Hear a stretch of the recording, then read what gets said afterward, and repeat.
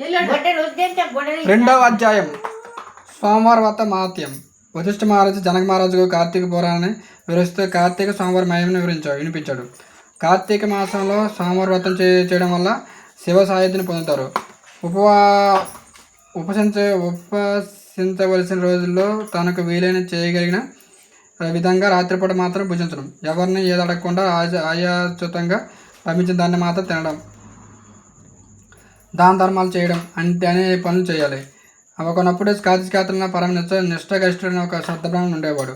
అతను అత్యంత సౌందర్యవంతురాలైన దుర్గుణములకు నిలమైన కులాచారి యందు భక్తి లేని స్త్రీకి ఉండవలసిన సిగ్గు ఎగ్గులు మాత్రం నిష్ఠులైన పేరు గల నిష్ఠులైన పేరు గల కుమార్తె ఉండేది. నిష్ఠులను మంచిదారిలో పెట్టాలని తండ్రి నాయన భయాన ఎన్నో విధాలుగా ప్రయత్నించి విఫలమైనాడు. జ్ఞానవతైన నిష్ఠులను సౌరాష్ట్ర దేశస్థుడైన మిత్రవరం అనే బ్రాహ్మణుడికి ఇచ్చి వివాహం జరిపించాడు. మిత్రవరం భార్య సౌందర్యానికి దాసుడే మురిసిపోతూ ఆమె ఎంత నిర్లక్ష్యంగా చూసినప్పటికీ ఎంత ప్రమాదాలతో చూసుకుంటుండేవాడు. నిష్ఠుడు భర్తకు చెప్పకుండా చేసిగా తిరుగుతుండేది. పరపురుషులతో సాంగత్యం పెట్టుకుని మితిమీరిపోయి ప్రవర్తించేది. అత్తమామలు కోడలను ప్రవర్తన భరించలేక కుమారునికి భార్యపై గల వ్యామోహాన్ని ఆపలేక పోవడంతో వాళ్ళు ఇల్లు వదిలిపి వెళ్ళిపోయినారు. పెద్దవాళ్ళు అడ్డు కూడా పిలకపోవడంతో ఇష్టరాగడాలకు అడ్డు అదుపు రెండు లేకుండా పోయాయి. ఎప్పుడైనా ఒకేసారి తన భర్త తనను మొదలించిన నిష్ఠుర సహించేది కాదు.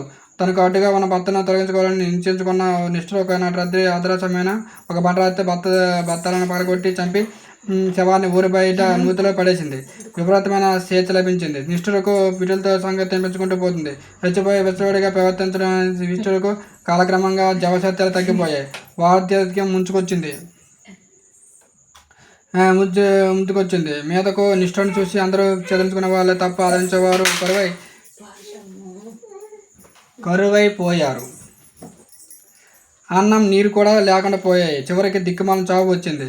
ఆమెను తీసుకుపోవడానికి ఎంబట్లు వచ్చారు. ఎంబట్లు ఆమెను యమలోకానికి తీసుకువెళ్ళి ఆమె చేసిన పాపకర్మలకు తగిన విధంగా మిక్కిలి కఠిన శిక్షలు విధించారు.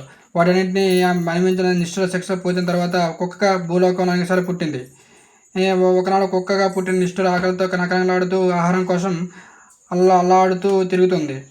ఆ రోజు కార్తీక సోమవారం కనుక ఆనాడు ఒక విప్రుడు పగలంతా ఉపవాసం ఉండి కార్తీక సోమవారం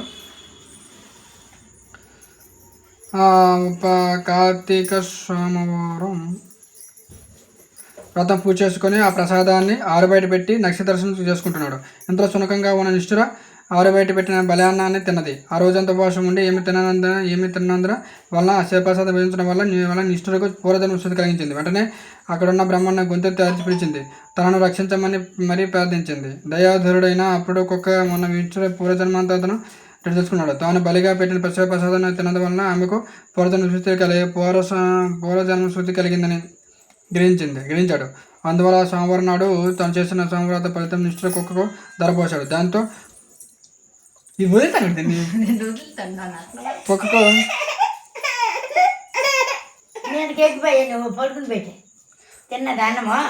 ధరపోశాడు. దాంతో కుక్క యొక్క ధర్మాంతరాల పాపాలను పటాపంచడం దివ్యరూపం లభించింది.